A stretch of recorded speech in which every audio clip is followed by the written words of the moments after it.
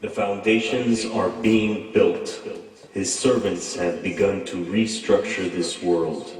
They are bringing in a new age, a new system, a new order of the world. From 1945 and the end of the war through 1989 and the end of the Cold War, we had a worldview.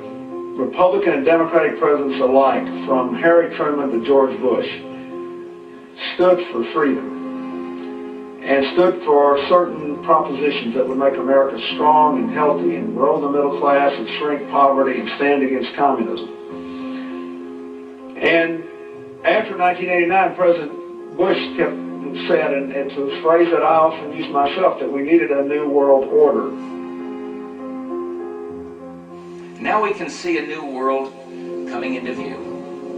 A world in which there is the very real prospect of a new world order. The new world had been called into existence to redress the balance of the old. In 1990, another old world ended, dominated by the Cold War, and people talked then, in 1990, of a new world order. What they actually meant then was a new political order. And what was not foreseen then, but is obvious now from everything that we see and do, what we experience in every day of our life, is the sheer scale and speed and scope of globalization. And it's only now that we can begin to understand that the world order that globalization brings and what it's going to look like, it's driven forward now not just by the balance of military strength, the Cold War times, or ordinary political power. It's being driven forward by a seismic shift in economic power that we see around. We have before us the opportunity to forge for ourselves and for future generations a new world order, a world where the rule of law, not the law of the jungle, governs the conduct of nations. When we are successful, and we will be, we have a real chance at this new world order, an order in which a credible United Nations can use its peacekeeping role to fulfill the promise and vision of the UN's founders. Nevertheless, the United States is in a key position to shape this so that the problem of the Bush presidency will be the emergence of a new international order. Within the next 4 years, we will see the emergence of a new international order. The beginning of a new international order and the hope that each of us has to build a new world order in which nations and peoples with different systems and different values can live together in peace. To build a new world order. To build a new world order. To build a new world order.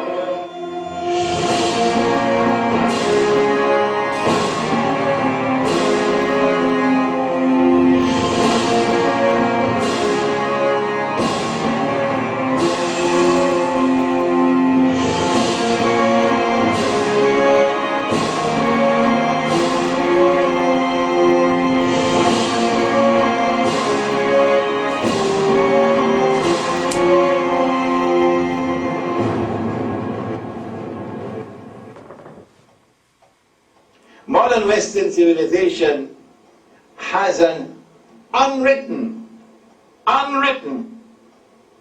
conception of the end of history, which is connected with the Holy Land. There is an actor at work in modern Western civilization.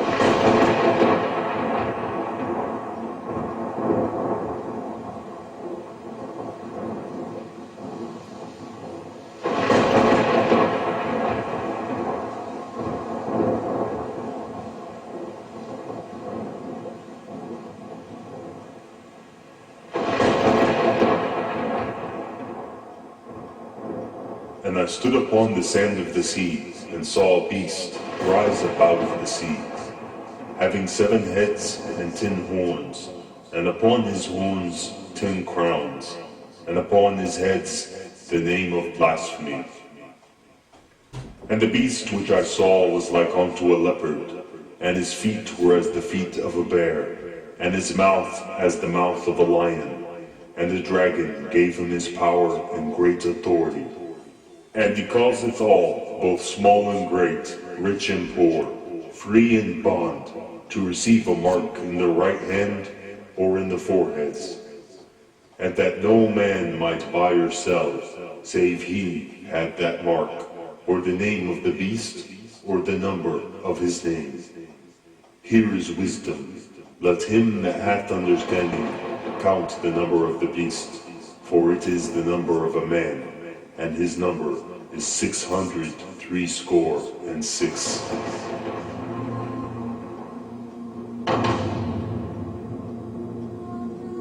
When dealing with the subject of Antichrist's servants, research will show that symbols are of utmost importance to the ones who currently hold control.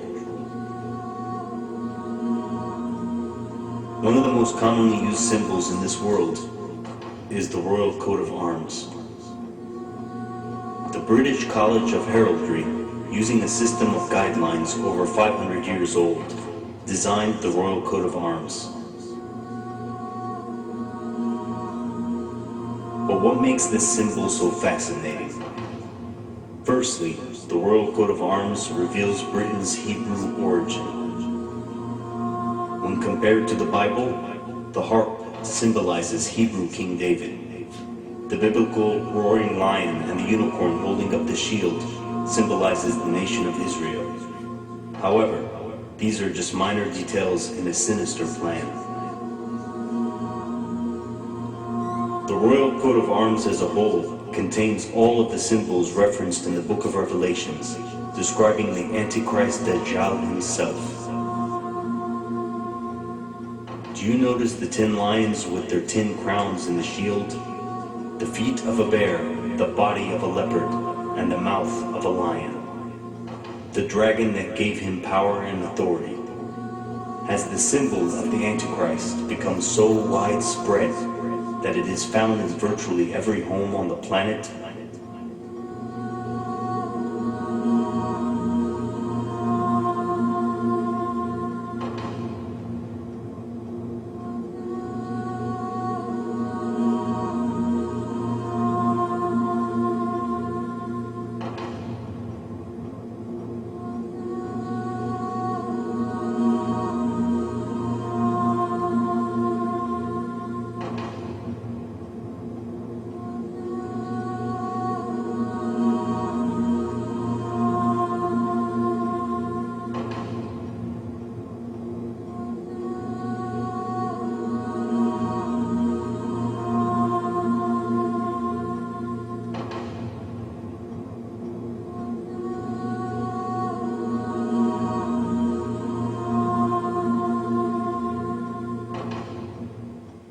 Veni, vidi, vici.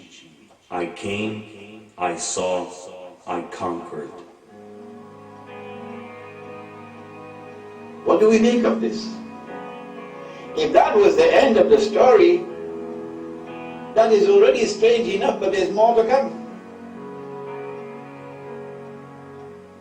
We're talking about a clique, an elite group, whose religion is not the Old Testament, the Illuminati Jews, okay, the rich Zionists, billionaires, who have grouped themselves together in various organizations and control, as you will see, they control the United States of America, they control Russia, the world's supposed second greatest power, and they control even the Middle East through having the nation of Israel there in its midst, with over 400 nuclear weapons and chemical and biological weapons. And they control the whole world through the power of the United Nations.